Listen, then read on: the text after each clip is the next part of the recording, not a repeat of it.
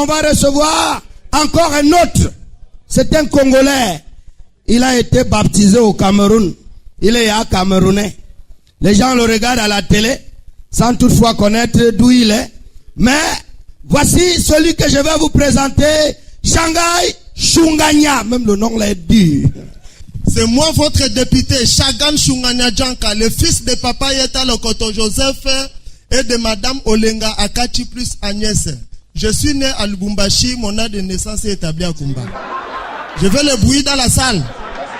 Et comme tout député, je suis venu au Cameroun pour battre campagne. Et comme tout homme politique, j'ai aussi mon slogan. Quand je dis ma population répond Mama Nangai. Comme ça, je vais lancer mon discours de campagne. On peut essayer?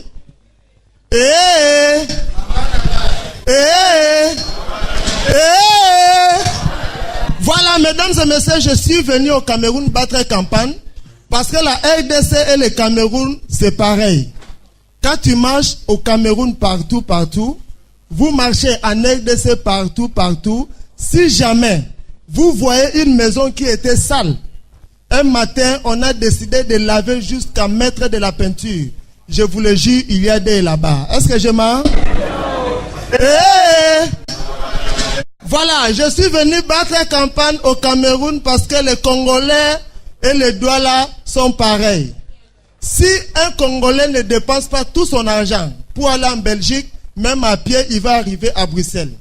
Et de même, si dans une famille Douala, il n'y a pas un Bengueté là-bas, je vous le jure, parce qu'un Bamileke n'a pas encore acheté les terrains. Est-ce que je mens? Montez la pression. Et les filles camerounaises et les filles congolaises, c'est pareil. Moi, quand j'étais en Italie, quand tu dragues une fille italienne, tu l'amènes au restaurant, il mange. Au moment de séparation, il y a des câlins. C'est bon, non? Je suis passé par la France. Tu dragues une fille française, tu l'amènes au cinéma. Au moment de rentrer, tu fais les câlins, bisous, ça marche. Les filles camerounaises, vous-même commentez. Au Cameroun, quand tu dragues une fille, au premier rendez-vous, elle vient, tu dragues encore. Au deuxième rendez-vous, elle vient, tu dragues encore. Jusqu'à soit même courageuse, hein. Elle dit à sa copine Mako, accompagne-moi chez mon dragueur. Et dans ces bêtises, même les mamans sont dedans. Tu vois une femme qui se vante, il dit, mon mari m'a dragué 10 ans.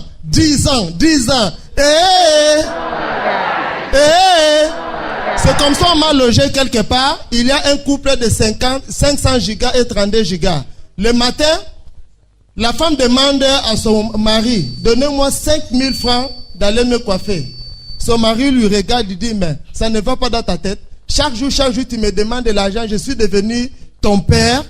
Je vous le jure, la réponse était tic-tac, tic-tac. Sa femme, 32 gigas, lui répond, je te demande 5000. Tu dis que tu n'es pas mon père, mais Lolo que tu t'es tous les soirs, c'est moi ta maman. Et c'est comme ça maintenant, dans leur contrat de mariage, c'était écrit, si tu rentres à 18h, tu auras 19 gifles. Tu rentres tard à 19h, tu auras 19 gifles. Dernièrement, l'homme d'autrui, l'embouteilleur lui récupère. À 19h, rentre chez lui, sa femme lui balance 19 gifles. Une semaine après, l'embouteilleur lui récupère encore 20h. Il rentre à la maison, sa femme lui balance 20 gifles. Un mois après, il a raconté les vacataires. Vous connaissez les vacataires, non? Les vacataires sont les gens qui remplacent les titulaires. Ils sont restés ensemble. 21h sonne, Zamp. Sa vacataire dit, mais monsieur, tu es déjà marié, rentre chez toi. Il dit, maître, je rentre chez moi à 21h, 21 gifles, je ne rentre pas. Ils restent ensemble.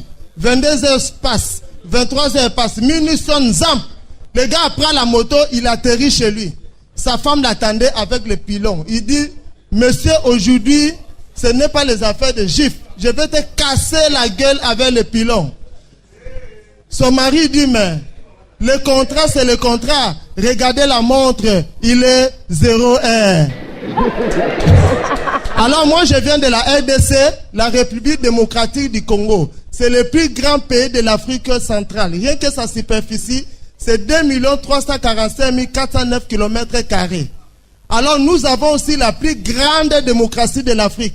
En RDC, pour devenir président de la République, ton nom doit commencer par Joseph. Le premier président s'appelait Joseph Kasavubu. Le deuxième président s'appelait Joseph Désiré Mobutu Sese Seko Kukugondi Wazabanga Oekoya Eya. Nye.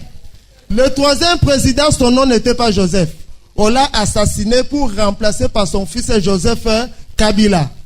Bon, maintenant, Joseph Kabila ne veut pas quitter le pouvoir. J'ai appelé mes amis députés pour savoir le pourquoi. On m'a fait comprendre que Joseph Kabila ne peut pas quitter le pouvoir parce qu'en RDC, nous n'avons plus de Joseph.